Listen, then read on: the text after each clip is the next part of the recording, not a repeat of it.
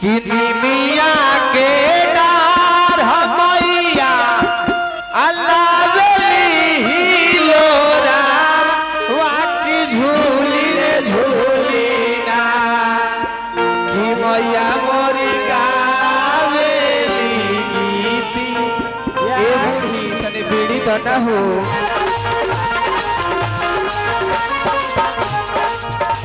ए बाबा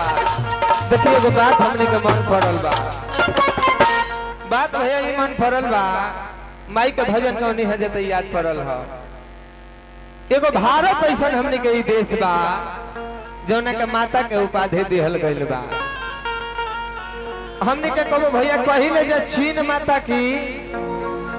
चाहे पाकिस्तान माता की चाचा हमने कहिले जा ना कहिले जा एगो भारत ऐसा देश है जौना के माता के उपाधि मिलल बा आ कबो हमनी के कहिले जा भारत माता की जय कहिले जानू लेकिन हमनी के यहाँ के सांस्कृतिक में अब बाहर भीतर के जौन बा की संस्कृति में बड़ा अंतर बा हमनी के यहाँ के माता बहन लोग सामने बैठल बा एगो आदेश आई रहल है से कि हई जौन बा की ई खटाल जौन बा माता बहन खातिर बनल बा तो चाचा भैया जे भी बानी रुआ सब है ने चलाई चलिए यही कड़ी में बड़ी ही सुंदर हमने के एगो मित्र बानी राजा रसीला जी वहां के भी हार्दिक स्वागत बा ए महाराज तो हमने के माता बहन लोग जौन बा की जब मंदिर जाला तो कौन गीत गावेला हां कि नीलिया के डार हमैया ए बाबू अतने देखी के हर गम छवा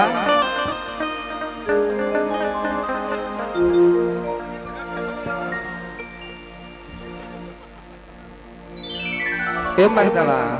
ए गमछा ल भैया बसात मर्दी नहैले ओहले नहीं ख अरे जाए तो कोनो बात ना हमनी के यहाँ के माता बहन लो जौन बा कि दोसरा में गावेला आ उहे जब बाहर भीतर जाए तो ऊ लोग का करेला ऐसे मुड़ी पर धर ले लो तो ओ तरी तो हमने यहाँ के माता बहन धरेला लो लेकिन जब बाहर में जाए तो ओ तरी ना धरेली छ ऊ धरेली छ हेले एगो हेंग आ एगो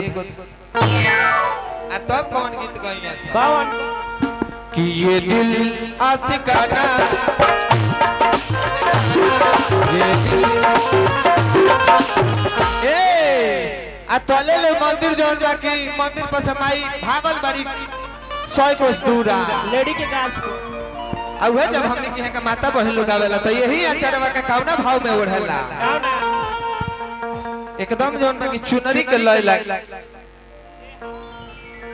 एकदम घूघट काट ली लो पुरनकी का किलो आ तब गाई लो कि मिया के डार हमैया अल्लाह बेली लोरा वाकी झूली रे झूली ना कि मैया मोरी गावेली गीती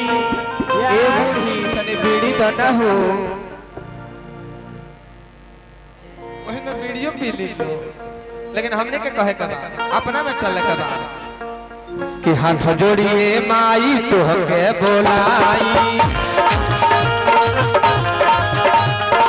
हाथ जोड़िए माई तो के बोलाई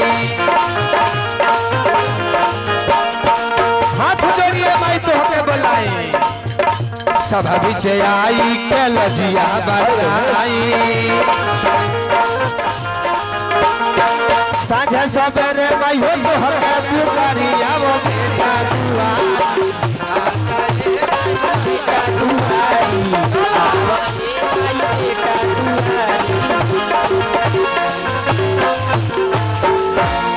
देखिए समय बहुत कम है बा बहुत कलाकार बाड़े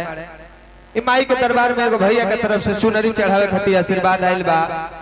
ओ माई से ओ महादेव जी से हम प्रार्थना करब गुरुआ जहां रही बन रही हंसत रही खेलत रही शादी बियाह भइल होके तो जोड़े जोड़े लड़का होके ना मास्टर।